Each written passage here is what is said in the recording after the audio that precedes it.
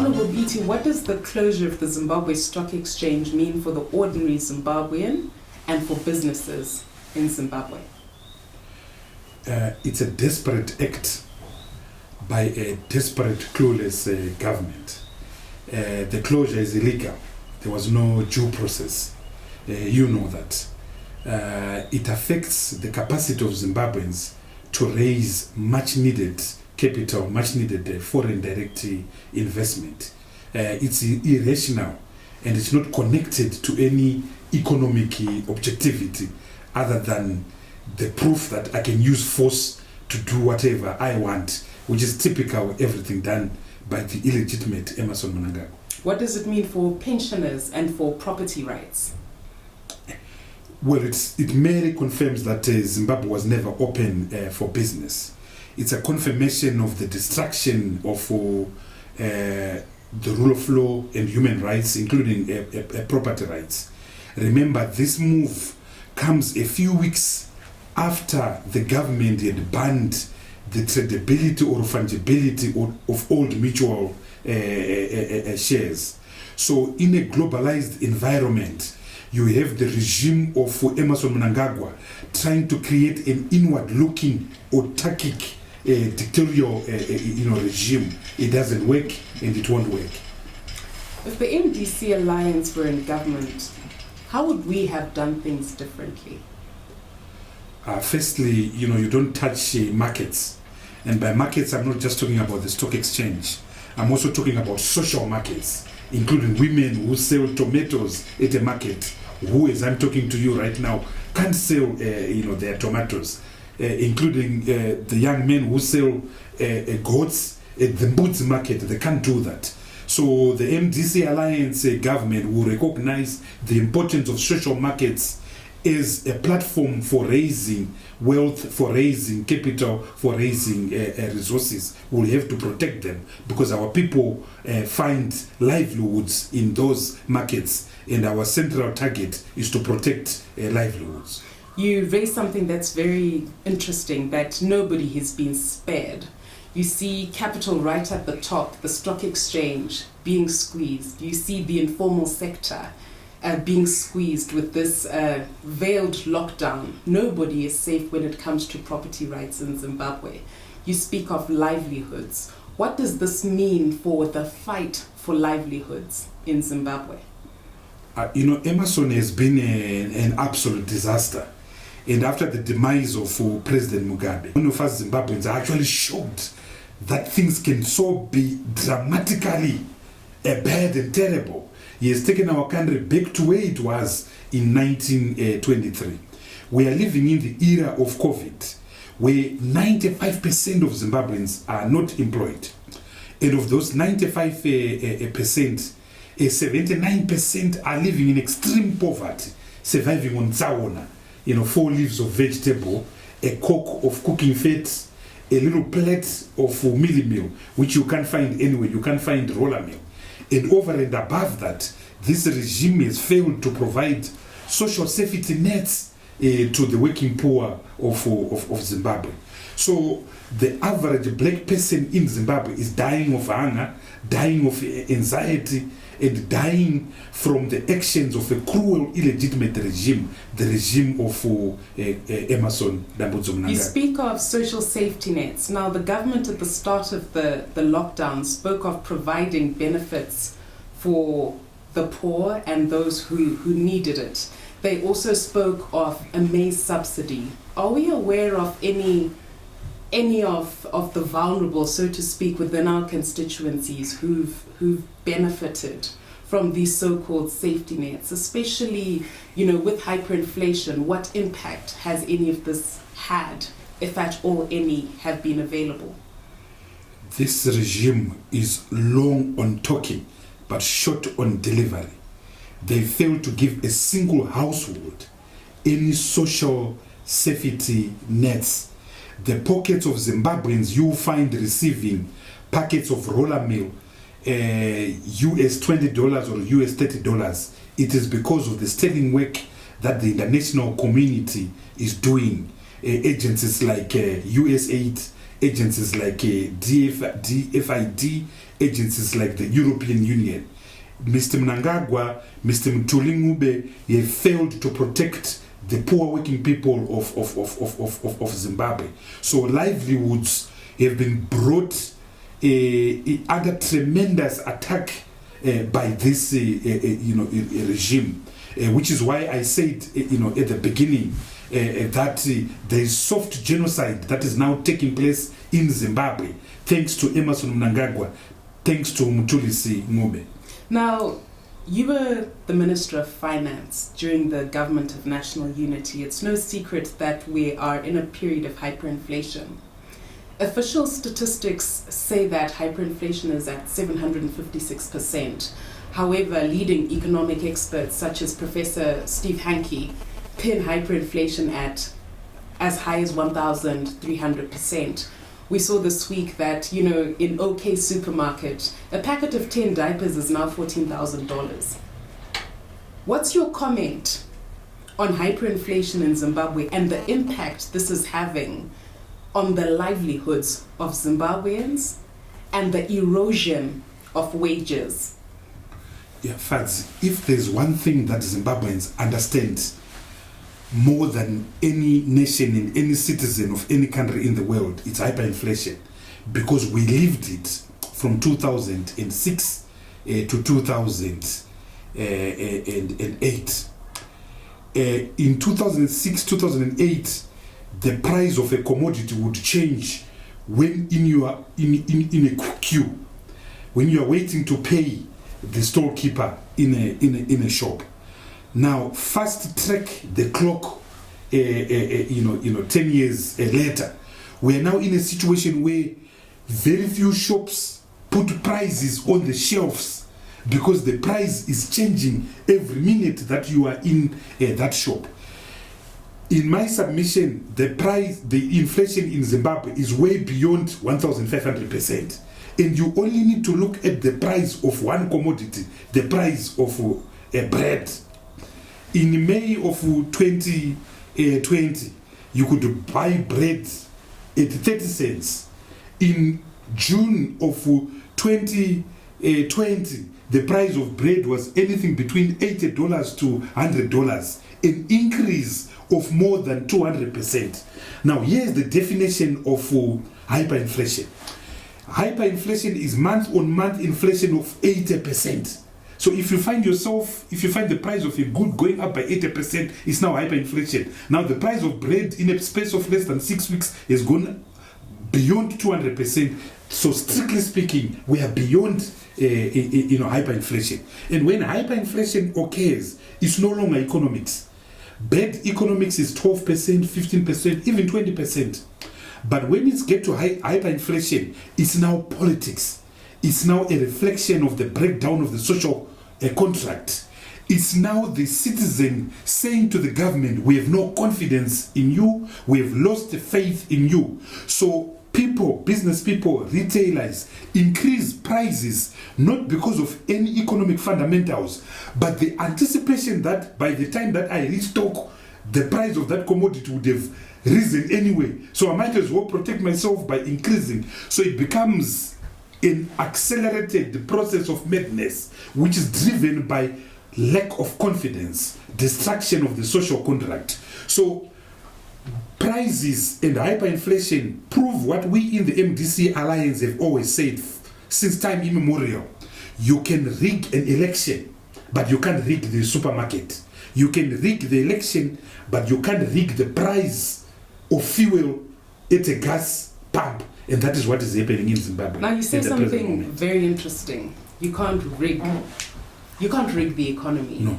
This week we saw the ZRP in the markets, out with traders, and they were arresting people for something quite unique as a matter of law. That's people were now rejecting bond notes. Now, what's your comment on people's lack of confidence in the local currency, and what does that say about the policies of the current Minister of Finance, Mr. Mtuli Ngube?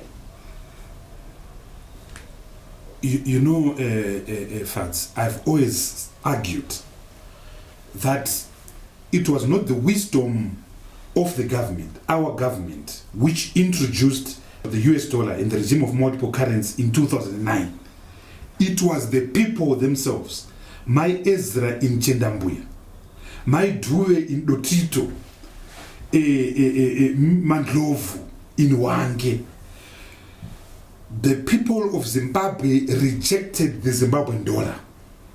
They lost confidence in the Zimbabwean dollar. And as I always say graphically, the Zimbabwean dollar was caught in flagranto with its trousers somewhere. So once people lose confidence, that confidence will never come back. So in the history of currencies, there is no country in the world that has been able to de-dollarize when it involuntarily dollarized. Because once people have lost confidence, they have lost the confidence. It's like a matrimonial situation. If you lose confidence in your husband or vice versa, that's it. Trust is gone. It's broken down. Finito. And that's what happened to the Zimbabwean dollar. So what you are now seeing in the market right now is Zimbabwe physically rejecting a currency that's even the new Zimbabwean dollar is not even 2 months old. The new dollar was introduced 2 months ago, but people are simply saying you can't give us something that is worthless and pretend that it's money. We remember and we recall that the same thing made us poor and pauperized us in 2006, 2007, 2008. We are not going to make the same mistake which we did in 2006, 2007 to pretend that we've got money which is simply pauperizing us. So the people are smarter than Mutuli Ngube. My Ezra is smarter than Emerson Mnangagwa. They are protecting themselves, they are protecting their spaces, they are protecting their livelihoods. So it won't work and it shan't work. And we in the MDC Alliance are very clear.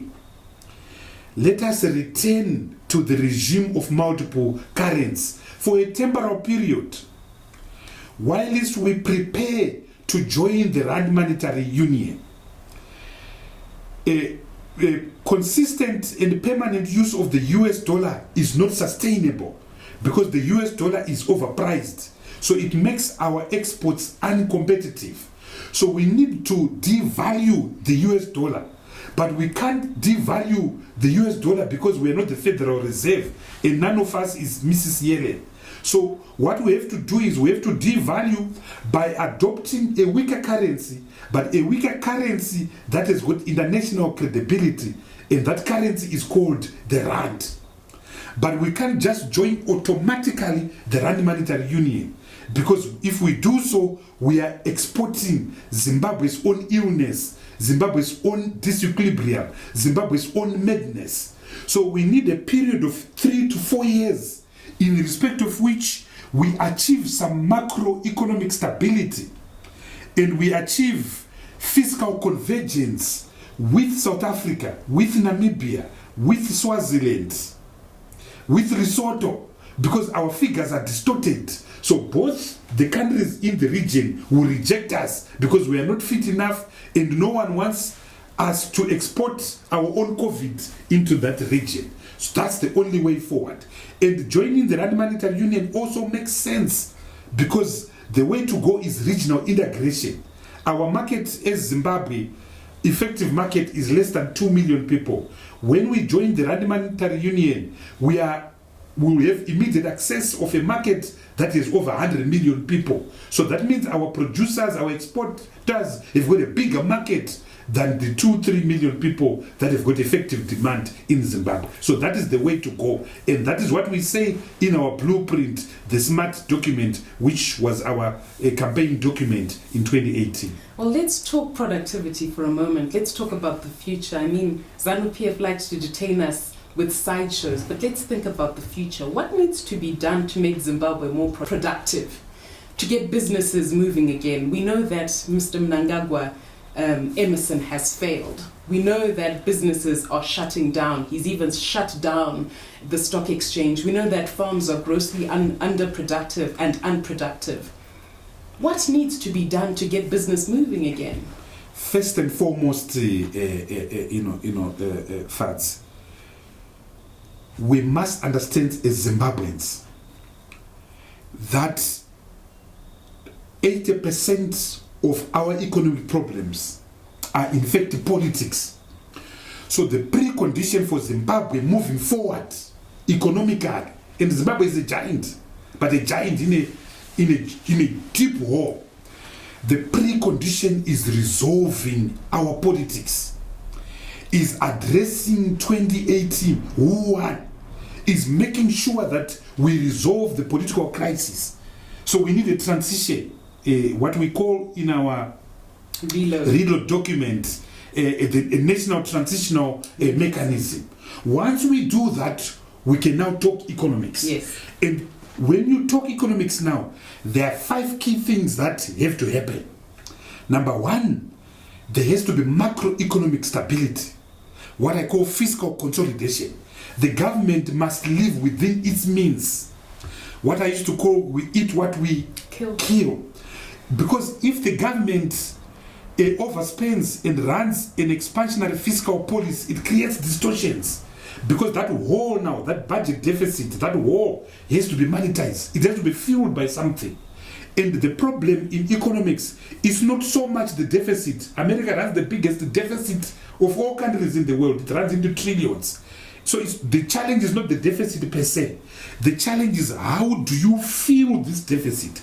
Oftentimes, African governments and Zimbabweans are the grandmasters. ZANU PF are the grandmasters. They illegally and extra-legally fill this hole now, this budget deficit, through extra-legal means like printing of money, issuance of treasury bills. Now these things then create inflation. These things then create broad money supply. These things then distort savings, distort pensions, and that's where the problem is. So first things first, elementary economics, live within your means. In economics, 1 minus 2, it can't. If 1 minus 2 is equal to minus 1, you've got a problem, and you can't move that country forward. And that is the problem with ZANU PF. It thinks money grows on trees. Money doesn't grow on trees. Macroeconomic stability. Number 2, we have to sort the mess with regards to monetary policy and the currency regime. There is no investor who will come to Zimbabwe if you've got the distortion we have in our monetary policy. There is no local investor, you or me or anyone else, who will go and build a factory in Chendampuya to produce in a country where you don't know what currency you are using, and where that currency that you're using is worthless. That won't happen. So as a matter of urgency, you have to sort monetary policy through what I've already spoken about.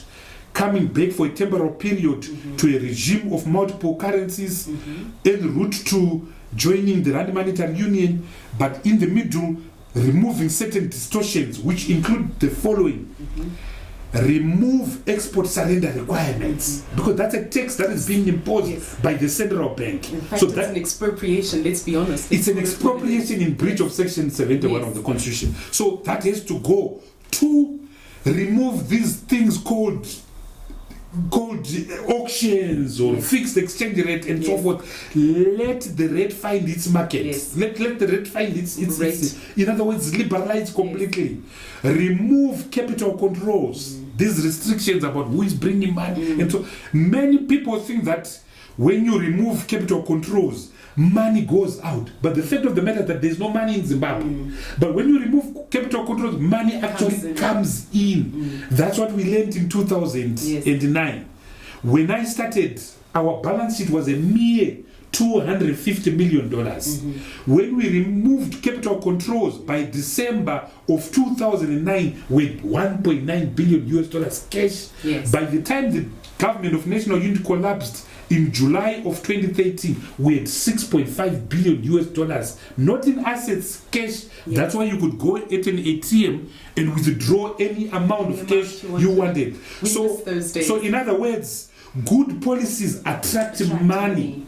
But bad policies make money flee, and it's elemental. That science, Mutuli Ngube can understand it. He's a professor of economics, some kind of economics, not real economics. So that's so important. Dealing with the distortion. Number 3, we have to deal with the sovereign debt of Zimbabwe, which in US dollar terms is around US $11 billion.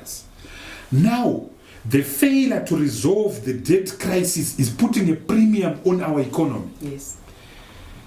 We have to make peace with the World Bank. We have to make peace with the IMF. We have to make peace with the Paris Club of lenders. Now, we defaulted many years ago. We defaulted in 1999. So nobody cares about $11 billion. It's nothing. It's petty cash for developed countries. But it's the economics, it's the good relations, it's the restoration of good relations with those countries, which is only done if we are bankable. Yes. And we can only be bankable on two fronts. Yes. Number one, political. Yes. Are we not stealing elections? Yes. Are we not beating up people? Yes. Are we not raping little girls? Yes. Are we not abducting people? Yes. That's, in other words, that's the hygiene Yes. that is essential first. Do we respect people's rights? Are we not shutting down exchange, stock exchanges and so forth? Now, ZANU can't pass that test. ZANU can't pass that test. They can't pass the test of political hygiene. The second test is a technical one. Yes. Do you understand economics? Do you understand that it's about decency? Yes. Because if you run a budget deficit is a reflection in which you don't respect people's rights. Yes. Because when you run a budget deficit, you are in fact spending that which you don't have.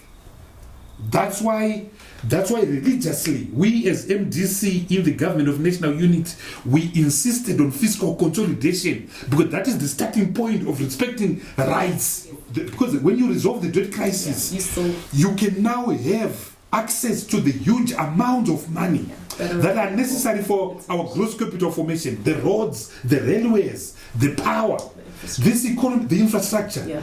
Those things are financed by banks that were created for that function. The World Bank. Yeah. The original name of the World Bank is the International Bank for Reconstruction, IBRBD. Yes. Then the African Development Bank, it has got $70 billion for roads, for dams, for electricity. But we can't access these monies as long as we have not resolved our debt crisis. So that is so key. Number 4, we need to put a full stop to the land question. Oh, yes. We have to restore the land market in Zimbabwe by making sure that anyone who is on land has got some title, has got tenure, whether it's a long lease or a title deed. Right now, as I'm talking to you right now, they're still invading farms. Of course. They're still invading farms right now. You're a lawyer, you know what I'm talking about. So we need to put a full stop to the land question. We need to put a full stop to the land question. Number 5, we must source the funding to retool our industry. Yeah. And only the MDC Alliance can do that. Because we've got the friends, we've got, and when we say it, they think we are joking. Indeed. We've got the trust, we've got people with deep pockets. Yes. And when we were in government, we did not steal. So people know that. Absolutely. People know. So those 5 key things are, I just wanted to, when I was interjecting there, I wanted to go back and remind people about the MDC's credibility during the GNU. I think it's worth reminding people about some of the successes of the MDC, especially from the economic front. I mean, we know what was done in education, we know on other fronts as well. But let's remind people of some of the economic successes. I mean, I think people forget about the stability we enjoyed the biggest during that period. The biggest thing we did, we made life normal. Yes, for the ordinary people. Zimbabwean. Yes. What is a normal life? Yes. A normal life is one which you can plan. Yeah. So it doesn't matter that we're paying people $100. Yes. But with that $100, you could plan. Yeah. You understand? Indeed. A year before, we were billionaires. Yes. We were trillionaires. But you couldn't plan. So what the MDC brought during that period, we brought sanity. Yes. We brought predictability. Yes. We brought certainty. Yes. In other words, we restored the social contract. Yes. The understanding that I'm a citizen. Yes. I've got obligations to the state. Yes. What are my obligations to the state? I must pay my taxes. Yes. We all pay taxes. Yes. What are my in an economy, in a currency that the government can use? What are my obligations? Yes. I must respect the laws, so I can't go around killing people or stealing. Yes. The state too had reciprocal obligations to the people. Yes. What were our reciprocal obligations? There must be education. Yes. There must be health. Yes. We got Paralenyatwa working, we've got Mpilo working, we've got UBM working, we got Harare Hospital working. Again. What are the state's obligations? There must be clean water. Yes. So in a normal state, and that's what we did during the government of national unity, we created and restored the social contract in which both sides of the contract recognize their reciprocal obligations to the other. Indeed. We paid our taxes happily. Yes. Because we knew the state too in turn. Indeed. But ZANU has broken down that. Why should I pay taxes when I know that Mr. Mnangagwa and his children are going to misuse this one way or the other? Aided and abetted by Moyo and all his I can't do that. Indeed. I can't do that. That's why you've seen massive capital flight. Yes. You have seen collapse of in real terms of revenue going to the Zimbabwe Revenue Authority. You have seen a broken down social contract. Indeed. You have seen increased vulnerability. Yes. You've increased the fragility. Yes. That's the price you pay when you don't respect that the master, the boss, is the human being. Absolutely. My Ezra in Lotito, my Sibanda in Chendambuya, Mandlovu in Wange, Maduve in Cholocho. In Honorable Biti, let's talk about the rights of workers. What has this government done to the plight of the working class? I think they've pauperized the worker. They've made the worker very angry. They've made the worker extremely vulnerable. The average teacher used to earn $500 US. US dollars. Yes. Now the average teacher is earning $40 US, barely that. And it's less than that because it's about 2,500. Yes. So if the rate is now, so it's $20, $15. So you have brought poverty to the working people. But when you do that now, you take away the dignity of the worker. The worker can't look at his wife, at her husband, at her children, because you can't provide. Yes. What does that entail? The output is increased domestic violence, increased bohemianism, increased rape cases, child abuse, and so forth. Because you've taken away the dignity, ubuntu, wemishandi. So social dislocation then occurs, and that is what ZANU PF has done. You have killed the spirit, the human spirit, because you've mismanaged the economy, and that's the thing that Mutuli Ngube, doesn't know. Economics is about livelihoods. The reason why scientists have refused to make economics a science because it's about human behavior and human dignity. How does a human being behave? So it's a social science. Absolutely. And so Mutuli and Emerson have failed to understand Mbuya Ezra. In Lotito, in Chendambuya. How does she respond? How does she react? So we have let down our people. We have pauperized our people. And when you are poor, not only do you lose dignity, as I was just explaining, but your social condition, your right to health also collapses. Your children also can't go to school because you can't go to school. And we then exacerbate equality. Because the children of the rich who stay in Borodale, who stay in Highlands, who continue going to school. The little child who was bright in Highfield, in Makokova, she can't go to school. So the inequality increases. Absolutely. So you collapse the state. And that's one thing that Mnangagwa does not understand. It's one thing that Mugabe knew, because Mugabe knew the importance of education. But not with Emerson, not with Mtuli Ngube. They're a disaster. I don't know what Tineke, but to be run by sort of peasants in the form of Mnangagwa. You know what I know, it's terrible. Now the public health crisis, this is the penultimate issue I want to deal with. We're in the middle of a COVID lockdown. But what's interesting about this lockdown is we're seeing a nurses crisis in the middle of it. They say they're prioritizing public health, but at the same time they're ignoring the priorities. You've got frontline health workers. We've got nurses earning 3,000 bond notes. Yeah, look, in the 3,000 bond notes is like $20. Yeah, but not only that, you feel pity for those, men and women. COVID is a disaster. It's a pandemic that nobody has ever seen in the world. It has made huge countries look like little third world ragtag. So these compatriots are on the front line of the biggest war we have ever faced. But they don't have PPEs. Yes. They're going into hospitals. Some of them don't even have plugs. Yes. There are no ventilators there. Some of them don't even have beds. Some of them are just ramshackles. Yes. So they're watching people die.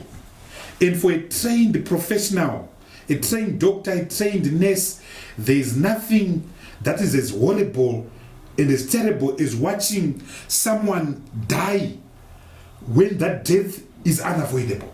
When you just need a little tablet, a little Panadol, a little painkiller, and regrettably that is what is happening in our country.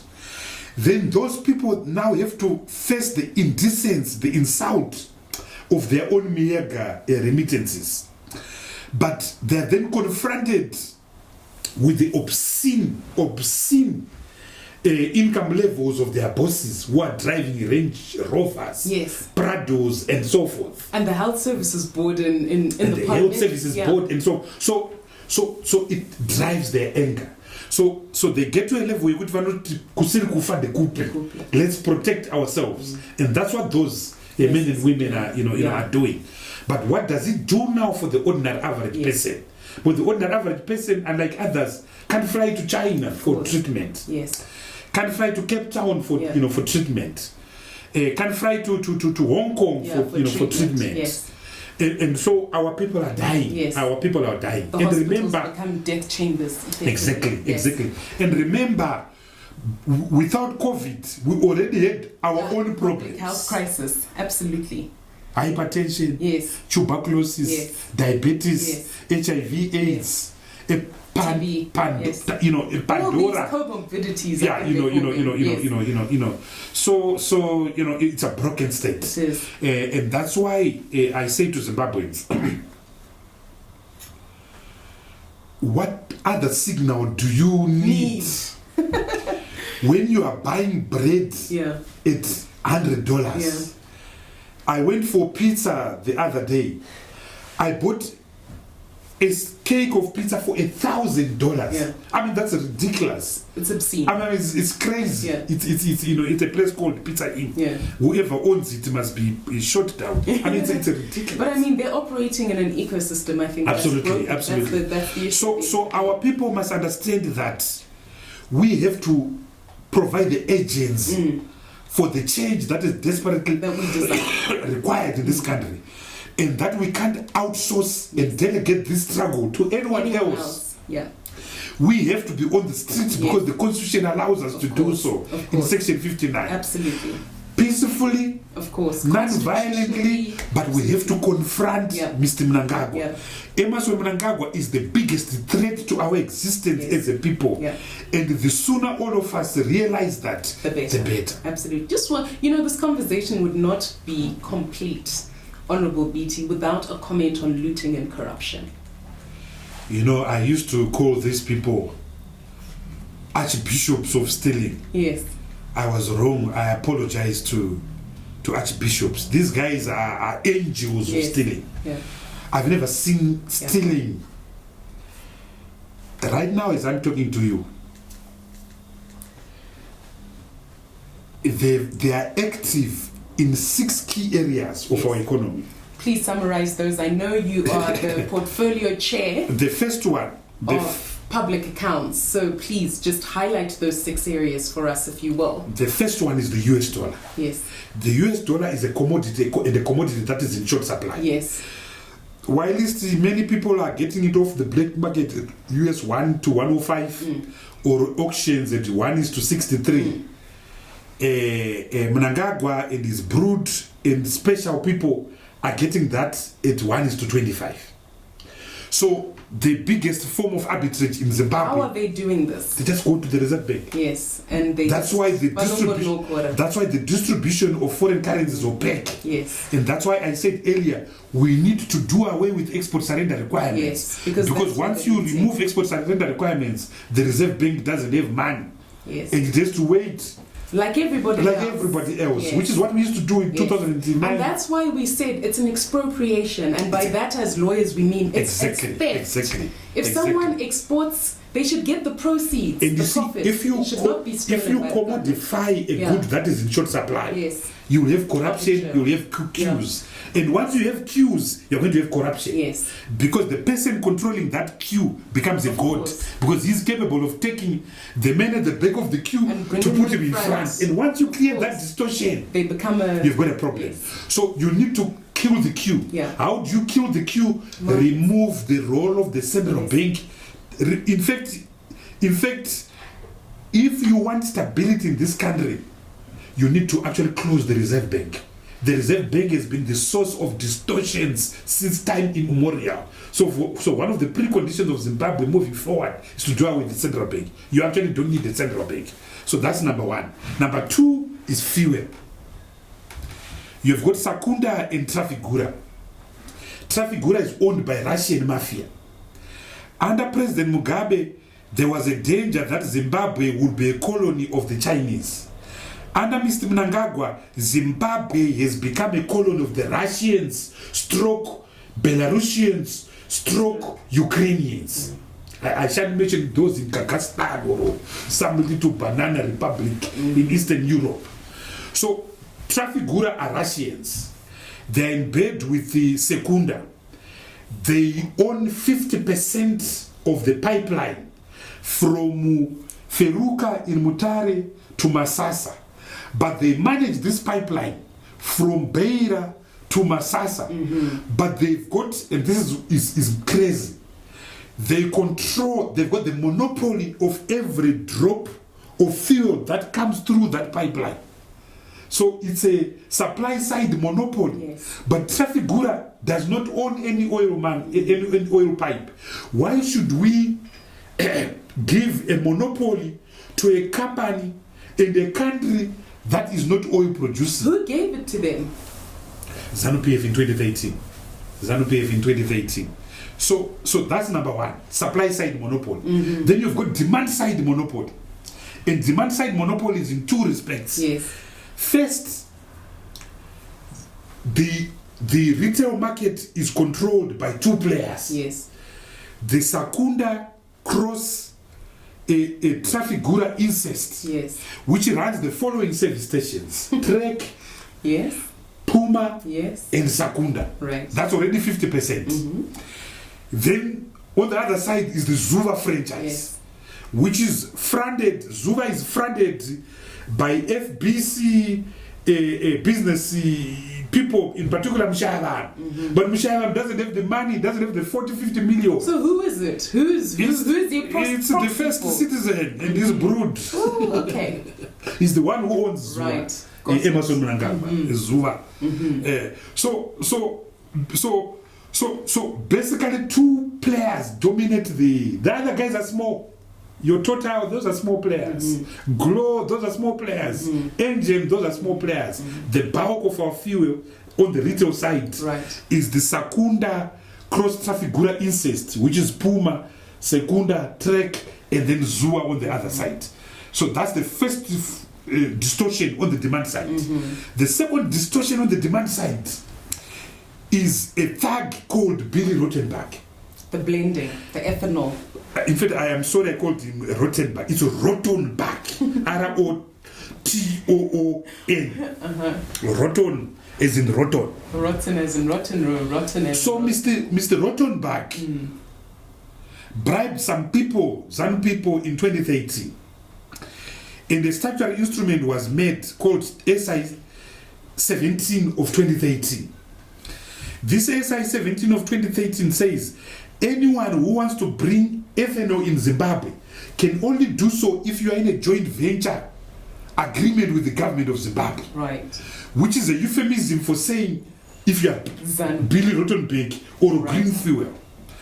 So Billy supplies all the ethanol in Zimbabwe that is sold in all these gas stations, which is a supply side distortion. And it's unfair. If you look at the breakdown of the price of ethanol, Billy is selling ethanol in US dollars at anything between $1 to $1.20 a liter of ethanol. When right now you can import FOB, ethanol at anything between 40 cents to 50 cents from Brazil, from the United States of America. And because there were good rains in Brazil, it's a lot cheaper.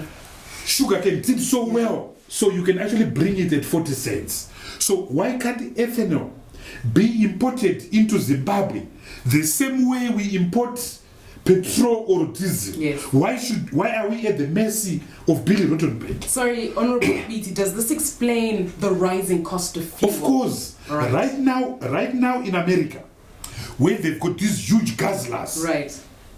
Huge guzzlers, 3-liter engine, you can fuel a car for $40. In Zimbabwe, you need $120. Yes. So the irony is that when the price of crude is at its all-time low, when oil producing countries under OPEC are literally paying oil consuming countries to consume for free, in Zimbabwe it's going up because of Mr. Rottenberg, Mr. Mnangagwa, and Mr. Chasi. But it doesn't end there. We all support alternative energy. We all support green fuel. But in every other country, the monopoly, the requirement is that every gas station must have a pump for blended fuel. In Zimbabwe, thanks to Billy Rottenberg, you are then forced to consume. Notwithstanding that the fact that your car might be a brand new car which doesn't consume blended fuel, or your car is like mine, a Zichke from Japan that is 40 years old, which can consume, which is crazy. It's madness. So for ethanol, you've got both supply side monopoly and demand side monopoly, which clearly is unconstitutional. Not only is it unconstitutional, it's corrupt. It's madness. Let's call it what it is. Then the third thing on fuel.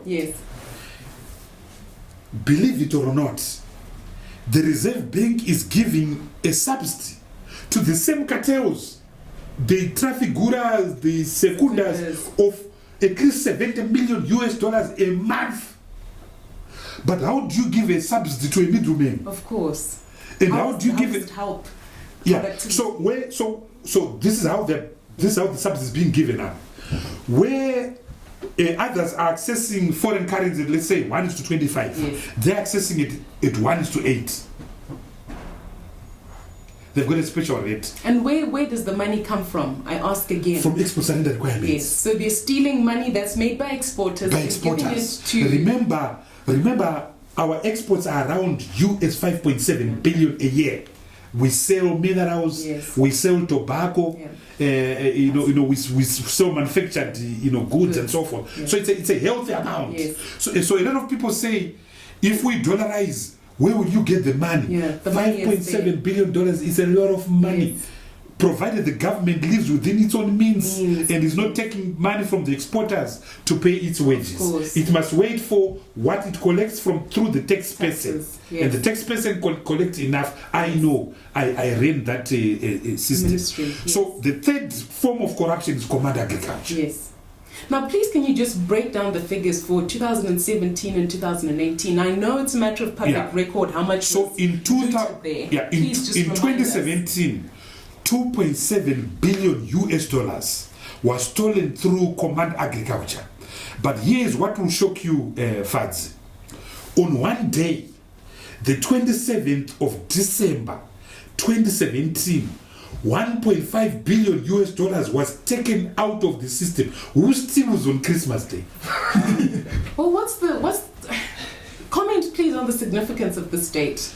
I think that it's 2017. I think a lot of that money. It's December. We know what happened in November. I'm just thinking out loud. I think a lot of that money was taken to reward those who had fought back during 15 to 23rd November. I see. So houses were bought. Houses were bought. People were bought cars and so forth. That's why so of the 2.7 billion, of the 2.7 billion Yes. stolen in 2017, 1.5 billion was stolen on the 27th of December. When some of us were saying, Merry Christmas. Merry Christmas, they were saying, Thank you. Thank you. Thank you. Amen. Hallelujah. Yeah, hallelujah. Amen. Hallelujah. Now, when you're in the public... So 2018, right. 3.5 billion US dollars was stolen. And these figures, that's about the only thing that the Minister of Finance and the Reserve Bank agree. They agree on these figures. But what they can't agree on is where did the money go to? The Reserve Bank has got a different story.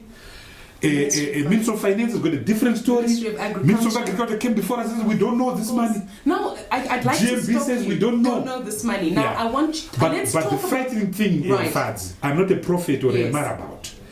The 2019 books are coming. Yes. In a few weeks' time, Mrs. Chiri, the Auditor General, will lay before Parliament the audited books of 2019. Yes. I can guarantee you that the money stolen will be more than 3.5 billion dollars. Right. And we know what they did last year. Yeah. They stole money to buy a bank. Yes. They stole Which bank? Let's just be honest. I can't go into those details. Okay. They stole money to buy a bank. Yeah. They stole money to buy a Zim Alloys. They stole money to buy Bindura Nickel Corporation. They stole money to fund Secunda's treasury bills of US $360 million. That's 2019 alone. So if you thought 2018 with this $3.5 billion was bad, wait for 2019, my sister. It is going to be bad. So, which is why I say these guys are not bishops. They are popes of stealing. Of corruption. Yeah. Now, on corruption and on command agriculture, I just want to tie in one thing, Honorable BT. We have a hunger crisis in Zimbabwe, which the UN has described as man-made. 7.7 million Zimbabweans are facing a starvation crisis. You've spoken of money that was looted in 2017 and 2018. You said 2.7 billion. To 2017. In US dollars. In 2017, yes. US dollars. And in 2018, you said 3.5. So in 2 years, that's $6.2 billion. Yeah, but now, what we now know from the Public Accounts Committee, they've brought a bill before Parliament called the Financial Adjustment Bill. Last week we had an interview.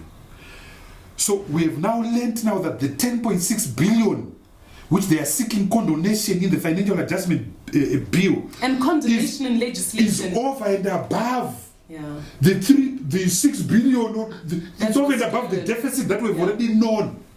So the theft we are talking about runs into 20 billion, 25 billion of a small little economy like this. That's why we say nyika ino yakasimba. Otherwise Mnangagwa nevamwe vakadai vakaidonetsa because vanoba kunge madhimoni vanhu ivava. I mean, what's shocking is they always turn around and then say, look, the MDC alliance is responsible for it's the crazy. And this is what we always say to the economic crisis. Fact, this is why we always say to the international community, there is money in this country. It's not a humanitarian situation. There is money. Can you imagine what we can do with 3.5 billion? Absolutely. Malawi produces 3.2 million tons of maize. Do you know their budget? 80 million.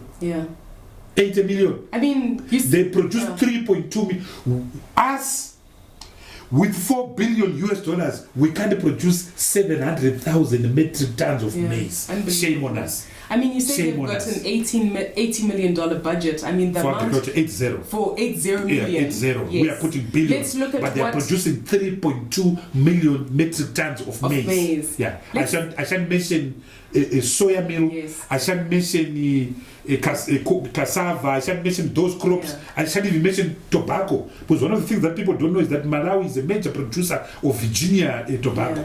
And then obviously we know that 60 million was made available in contracts by Obadiah Moyo. So let me just run quickly. Let me just run quickly the other corruption. So the other one is minerals.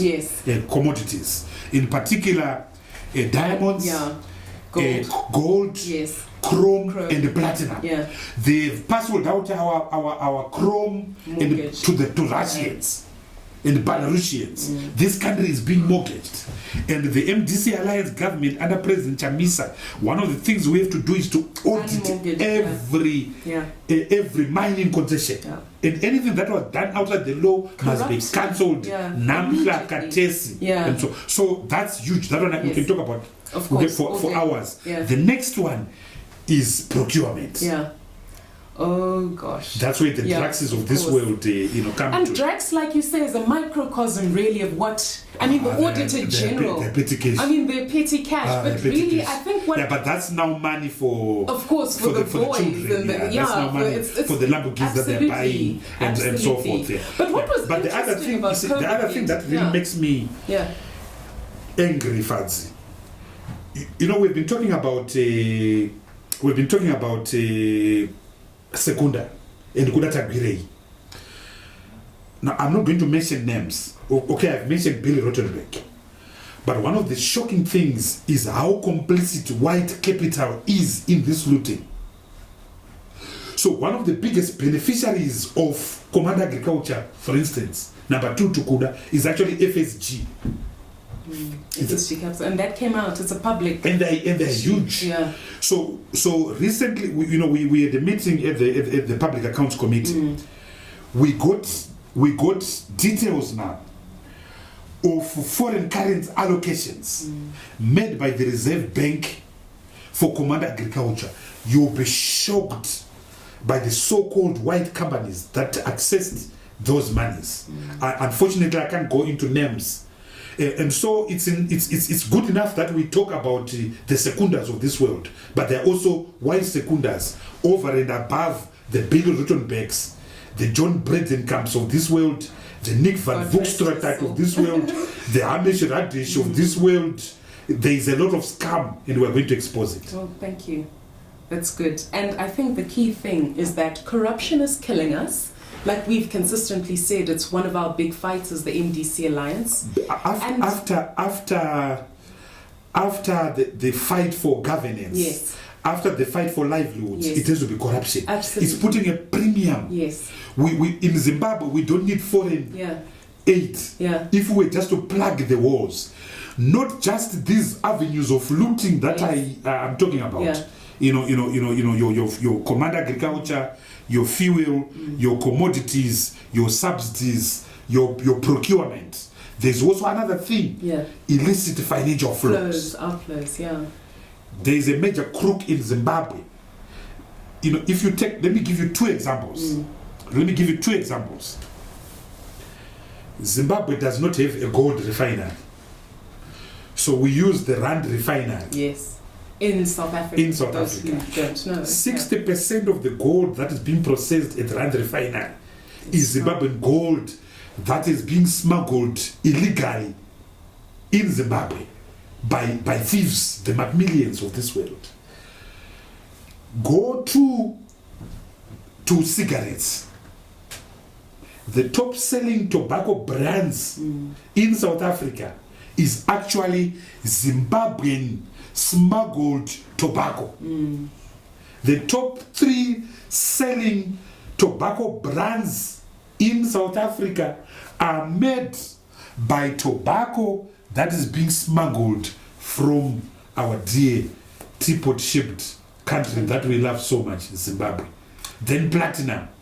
I can't even mention. So the scam that is happening in this country makes you shocked, which is why I said we're a giant.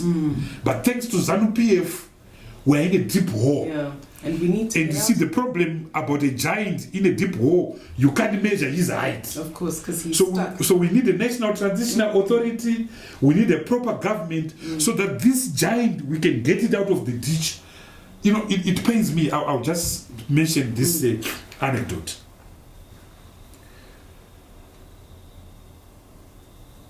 In 1980, when we got independence, we were above Kenya. The Zimbabwean economy was bigger than Kenya, was bigger than Nigeria. Kenya now is now the 3rd largest economy on the African continent. It has overtaken Angola with its hydrocarbon, with its petroleum. Thanks to stability. There are a lot of problems in Kenya. There's still elections in Kenya, but they let the economy run itself. Yeah. Kenya is now the third largest economy on the African continent after South Africa, Nigeria. I know Nigerians would hate me for this. The Nigerians think they are the number ones.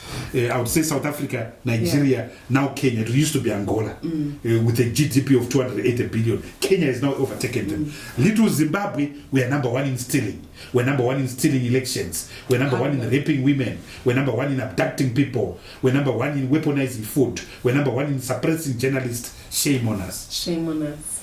Well, Honorable Biti, our dear Vice President, thank you so much. This has been an illuminating conversation. We will continue the fight for livelihoods. That's the campaign we're currently on. But I think what I need to emphasize is that the 5 big fights are all intertwined.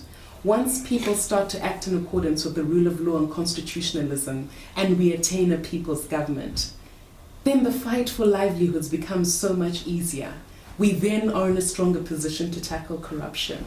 And then we get the reforms we so urgently need in order to win Zimbabwe for change. So thank you so much.